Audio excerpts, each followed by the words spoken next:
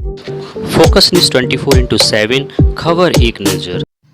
अमीटा road पर हुई छात्रा की हत्या का आरोपी चढ़ा पुलिस के हत्थे और पुलिस ने किया हाफ इनकाउंटर। वही जालौन गत दिवस अमीटा गांव के पास हुई छात्रा की हत्या को लेकर पुलिस हुई सक्रिय और हत्यारे को किया गया घायल अवस्था में गिरफ्तार। प्रभारी निरीक्षक 8 व एसओजी सर्विलांस की संयुक्त टीम ने हत्या आरोपी को मुठभेड़ के दौरान गिरफ्तार किया। हत्या आरोपी का कहना है कि मैंने शराब की नशे में आकर ये कदम उठा दिया था। शराबी युवक एक से पहुंच जाने के लिए बैठा था, पर गलत विचार आने पर वह अमीटा के पास उतर गया और इस घटना को अंजाम दे डाला। पुलिस अधीक्षक डॉक्टर दुर्गेश कुमार ने पत्रकारों को इस प्रकार बताया, सुने विस्तार से। 29 जनवरी को एक बच्ची अमीटा की रहने वाली वो गुमशुदा हुई थी। उसकी सूचना रात लगभग 11:15 बजे थाने को प्राप्त हुई। खोजबीन की कार्रवाई हो रही थी। 30 तारीख को उसके गांव के रास्ते पर उस बच्ची का शव मिलने की सूचना प्राप्त हुई। पिता के तहरीर पर सम्यक धाराओं में अभियोग पंजीकृत किया गया। क्योंकि यह घटना महिला अपराध से संबंधित था, इसे गंभीरता से लेते हुए 7 टीमें गठित कर इसके अनावरण का प्रयास किया जा रहा था, जिसमें सीसीटीवी, धरातली सूचनाओं को डेवलप किया गया। तो ये जानकारी प्राप्त हुई कि बच्ची 5:45 तक पहुंची थी। उसके बाद टेम्पो से वहां से मूव की है, उस पर कंसंट्रेट किया गया।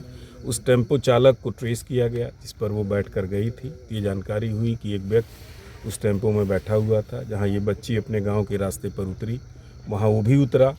उतरने के बाद वो उसके पीछे गया था। उसके विषय में पूरी जानकारी की गई। सीसीटीवी फुटेजेस में वो कैप्चर हुआ। टेम्पो वाले से पूछताछ हुई, अन्य साक्षियों से पूछताछ हुई, तो पता लगा ये मनीष पुत्र वीरेंद्र जो चिरावली का रहने वाला है, वो गया था। दूसरे दिन कोच में पुनः वो देखा गया। उसके चेहरे पे चोट के निशान थे। उसके विषय में पूरी जानकारी करने के बाद घटना में उसकी संलिप्तता पाते हुए उसे वांछित किया गया। आज एसओजी प्रभारी और प्रभारी निरीक्षक 8 को ये सूचना मिली कि 8 छिरावली मार्ग पर बने पुल पर वो कहीं जाने के लिए, भागने के लिए बैठा हुआ है। इस पर ये लोग आए, इनको देखते ही वो भागा, पीछा किया गया। तो उसने पुलिस पार्टी के ऊपर 2 राउंड फायर किया। बाल पुलिस पार्टी बची। आत्मरक्षार्थ इन्होंने भी 1 राउंड फायर किया। गोली उसके पैर में लगी और उसको हॉस्पिटल रवाना किया गया है। प्रारंभिक पूछताछ में उसने बिल्कुल वही घटना बताई जो टेम्पो वाले और वहाँ के चक्षुदर्शियों ने कहा था। जब बच्ची टेम्पो से उतरी, पीछे पीछे ये भी गया।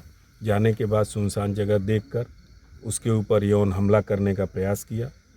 बच्ची ने शोर मचाया, उसका मुंह दबाया बच्ची का। उस दौरान उसकी मृत्यु हो गई और उसके डेड बॉडी को नीचे खंती में पानी में डाल दिया और वहाँ से फरार हो गया। अब चूँकि घायल था, अभी विस्तृत पूछताछ संभव नहीं थी। अब डॉक्टर से अनुमति प्राप्त कर विस्तृत पूछताछ की जाएगी। प्रत्येक पहलुओं पर इसमें विवेचना की जाएगी और साइंटिफिक एविडेंसेस हम लोग इकट्ठा करेंगे ताकि कड़ी से कड़ी सज़ा दिलाई जा सके। जितने भी उससे संबंधित सामान बरामद है, सभी का हम साइंटिफिक इन्वेस्टिगेशन कराएंगे और कानून के दायरे में रहकर जो भी कड़ी से कड़ी कार्रवाई है, चूँकि एक जघन्य अपराध था, महिला से संबंधित था और निश्चित तौर पे इसकी मानसिकता सामान्य नहीं है, लिहाजा इसको हम लोगों का प्रयास होगा कि कड़ी से कड़ी सज़ा इसको दिलाएं, जिसके लिए जो भी संभव यथासंभव प्रयत्न होगा हम लोग करेंगे। सर, पुलिस इतने दिन से पूछताछ कर रही है, और लोग कुछ शामिल हैं इसमें?